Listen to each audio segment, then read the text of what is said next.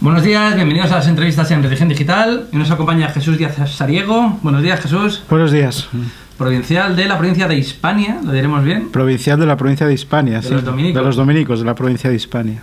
Un nombre precioso para una provincia como esta, de nuestra piel de toro. La verdad es que, ¿qué voy a decir? Que a mí me gusta el nombre, sí. Y también vicepresidente de Confer. Vicepresidente de Confer desde el mes de noviembre. En la última plenaria. En la última asamblea plenaria, sí. Estamos hablando de una congregación que tiene una de las más antiguas, de las grandes congregaciones, de las más antiguas de la Iglesia, que habéis de cumplir los 800 años, que se dice pronto.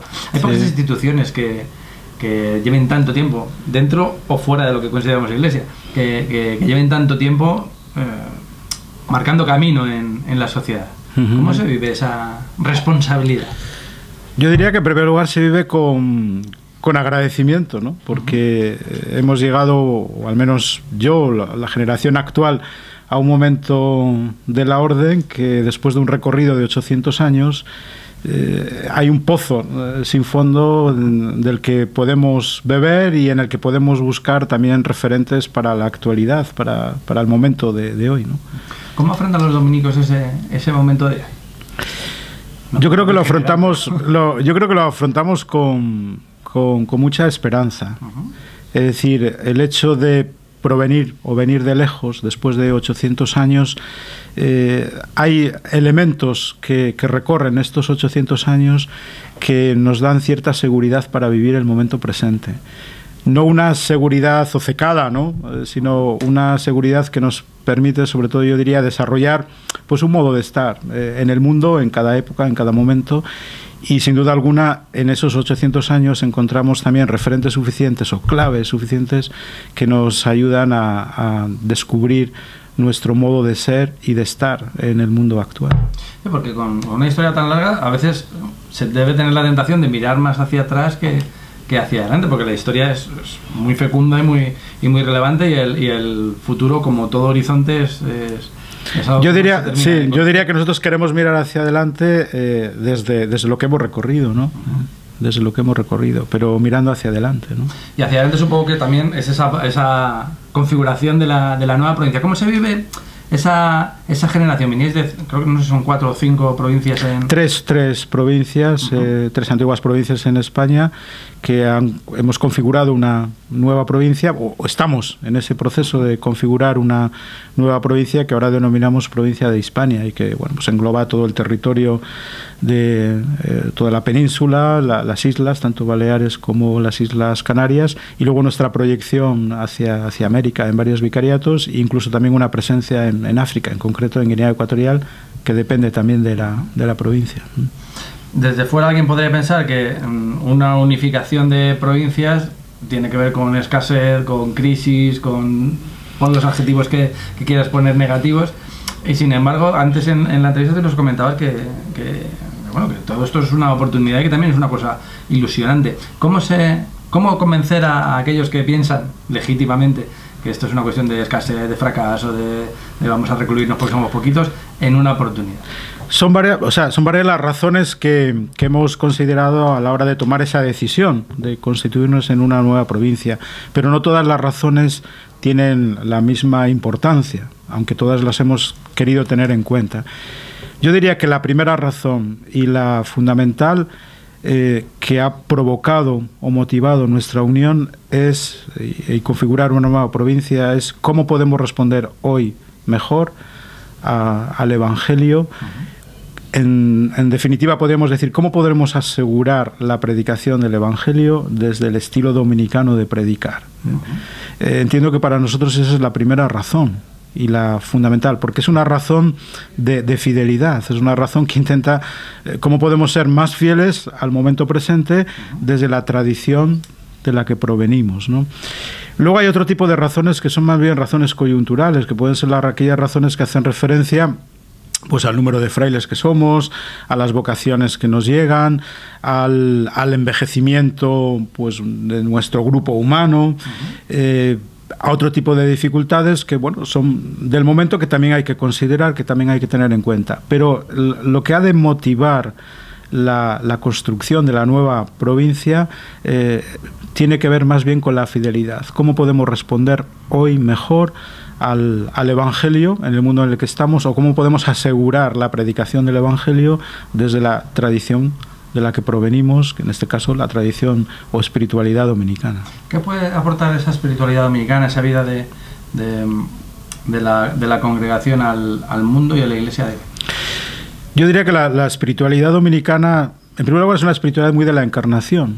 Es decir, es una espiritualidad muy comprometida, por un lado, por buscar a Dios en cada momento histórico, y en segundo lugar, pues buscar al hombre que Dios quisiera encontrar, ¿no? También en el mundo actual. Eso nos supone una espiritualidad muy de interacción constante, por decirlo de alguna forma, entre la Sagrada Escritura, la palabra de Dios, el misterio de Dios, ¿no?, en la vida del hombre, y por otro lado el misterio que anida en cada ser humano. ¿Cómo poner en diálogo, diríamos, las cosas de Dios hacia los seres humanos y las cuestiones que aquietan, preocupan en cada momento histórico a los seres humanos hacia Dios, ¿no? Es decir, hacer ese diálogo, esa interacción, ¿no?, entre una dimensión más trascendente de nuestra vida y nuestra inmanencia o nuestra realidad concreta, ¿no?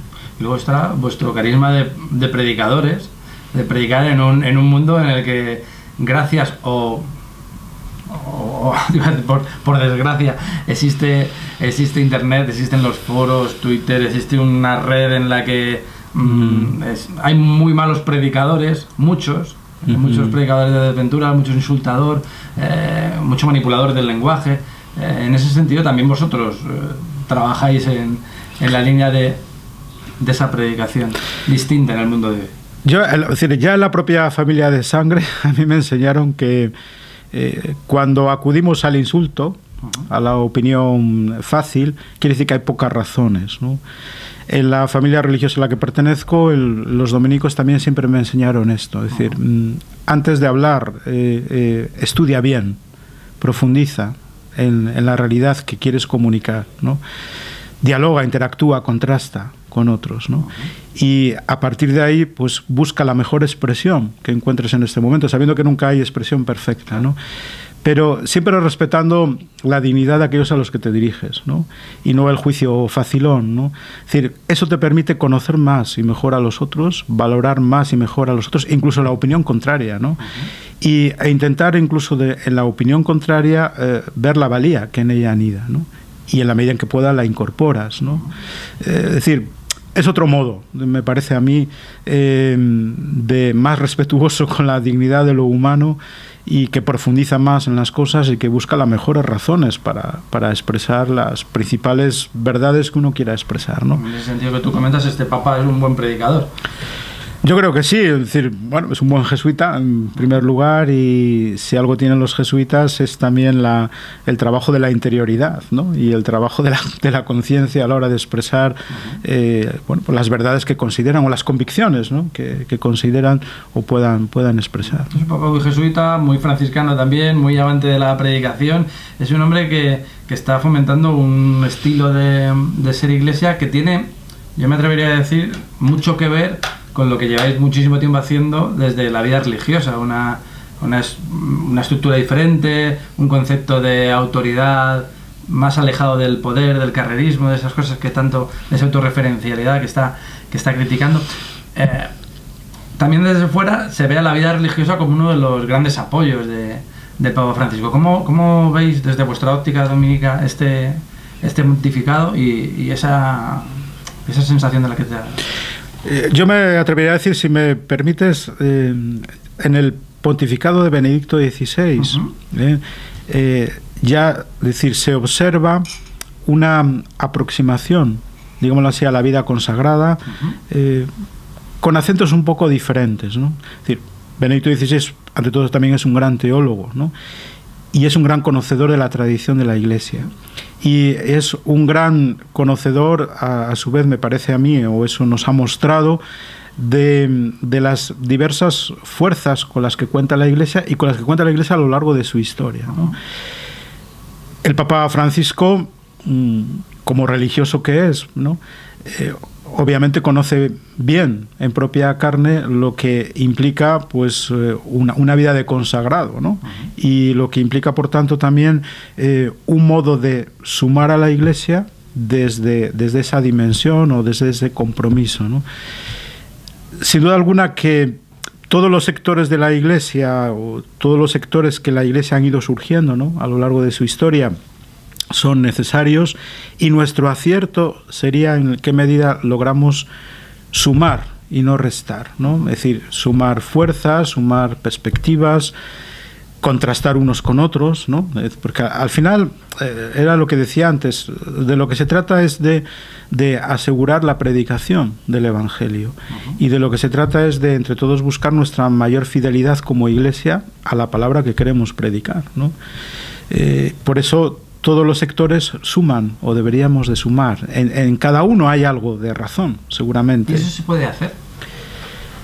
Yo creo que se puede hacer, en primer lugar, educando en esto a las nuevas generaciones que se incorporan a la Iglesia, ¿no? O haciéndolas partícipes de que un modo de participar en la Iglesia es ponerte al lado de los otros para sumar en aras de lo importante, y lo importante es el Evangelio.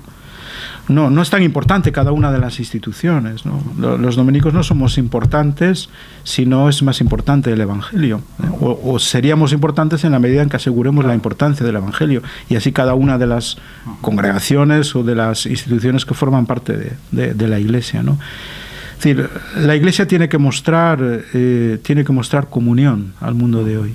Y para llegar a eso, no solamente se trata o se necesita, por supuesto, compartir una misma fe, que se trata también de compartir, bueno, pues un mismo debate, un mismo diálogo, una palabra, que al final es lo que nos une, ¿no? Que es la palabra de Dios, ¿no? Que nos une, o la fe que profesamos, ¿no?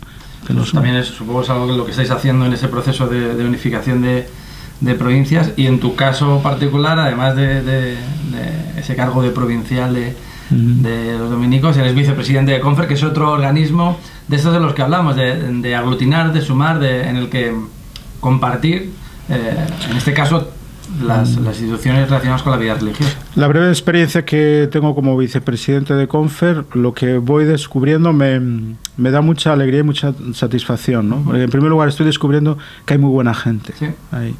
Es decir, religiosos, laicos, también comprometidos con nosotros, con nuestras instituciones, y que también están muy comprometidos en Confer, donde descubres, yo diría, un entusiasmo que nos renueva, o al menos a mí me renueva, ¿no? Que ese es el entusiasmo de apostar por algo en común, de entre todos construir algo en común, ¿no? De dejar a un lado nuestras diferencias o considerarlas de otra forma, ¿no?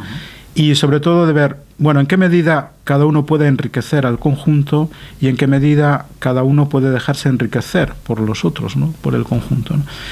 Esta dinámica, que luego se va plasmando en proyectos concretos, me parece a mí que genera un dinamismo eclesial muy necesario en los tiempos que corren, ¿no? Esto sucede aparte por propio convencimiento, sucede también por la coyuntura en la que estamos viendo, al menos en Europa, que la potencia numérica de la vida religiosa pues se va retrayendo, que hay menos manos. Sin duda alguna, bueno, es una convicción, o si no convicción, al menos es una persuasión. Es decir, estamos pasando de la abundancia a la escasez, ¿no? Abundancia de instituciones, abundancia casi masiva, al menos aquí en España, ¿no? En Europa en general, en particular en España, de religiosas, de religiosos en diversos ámbitos sociales, a la escasez de números, escasez de vocaciones, ¿no? Hay quien ve la reducción como en un sentido apocalíptico, ¿no? Es decir, esto se acabó. Es decir, bueno, te tengo que decir que para nada me creo ese mensaje, ¿no? Es decir, porque entiendo que hay un dinamismo del espíritu que tampoco depende de nosotros, ¿no? Yo diría que nuestra responsabilidad en este momento es ver qué oportunidades nos ofrece la escasez. La abundancia aporta muchas cosas, pero también muestra sus debilidades, ¿no?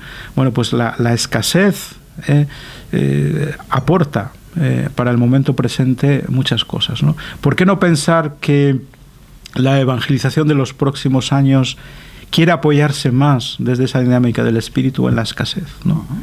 Y buscar en la escasez, bueno, pues la levadura que permita, pues a lo mejor ser mucho más fuerte que siendo muchos, ¿no?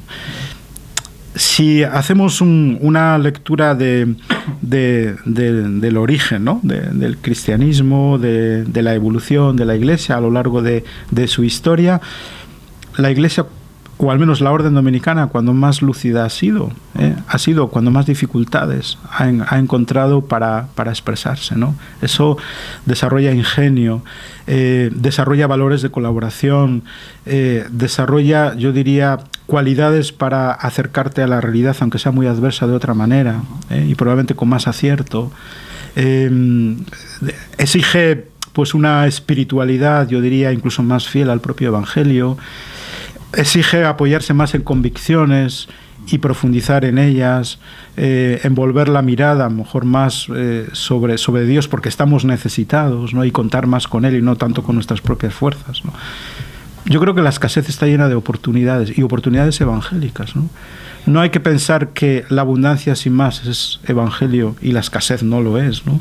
No necesariamente hay esa ecuación. Jesús también dio muestras de esa mayor creatividad en un momento de mucha dificultad. De hecho, la historia, si no crees en la resurrección, acaba mal, si lo contáramos como si fuera una película, y sin embargo no es así, porque de la debilidad es donde surge el auténtico valor del Evangelio. ¿Cómo os veis en el conjunto de la Iglesia española? Yo creo que la Iglesia española está en un momento interesante. Tiene muchos desafíos. No es fácil pasar, digámoslo así, a un modelo de país, por decirlo de alguna forma.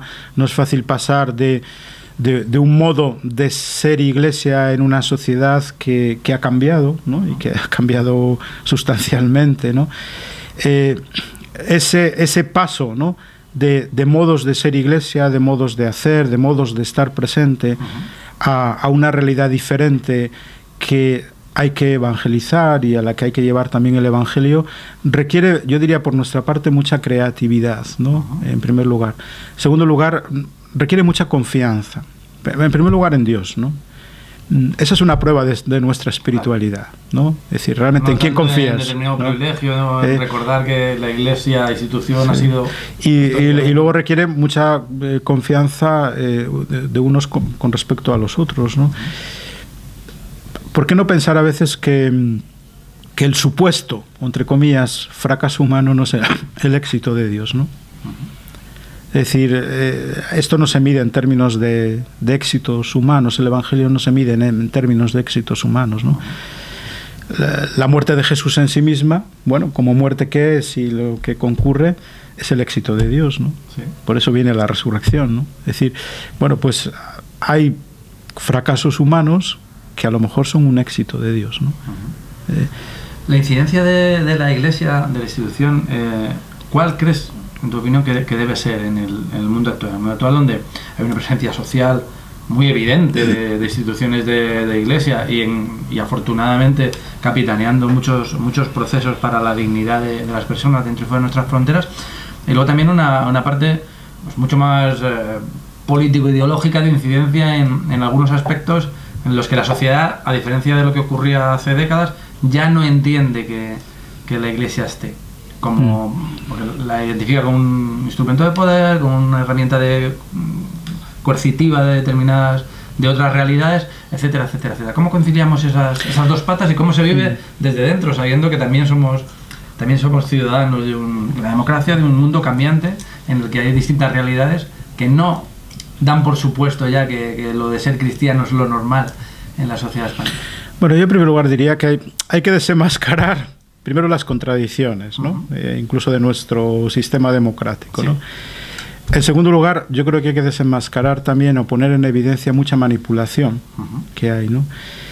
En tercer lugar, yo creo que los cristianos, los que formamos parte de una tradición de fe que configura nuestra vida y que nos da pautas también para un modo de estar en una sociedad determinada, creo que como cualquier otro grupo social, bueno, es legítimo que también reclame su espacio, que también exprese su opinión, su visión de las cosas, ¿no? Bueno, pues el cristianismo configura un modo de comprender, ¿no?, al ser humano, un modo de comprender las relaciones sociales, un modo de comprender el mundo, ¿no?